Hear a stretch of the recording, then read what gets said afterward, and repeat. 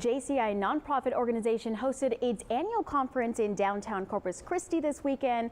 It started in St. Louis back in 1920 and now has over 10,000 members across the U.S. The organization targets members 18 to 40 years old to develop themselves personally and professionally by bringing energy and insight to solving problems both locally and around the world. Our mission is to provide development opportunities that empower young people to create positive change. Young people need a voice, and we are the group to give them that voice. So opportunities they strive to get include getting a promotion at work or becoming an entrepreneur.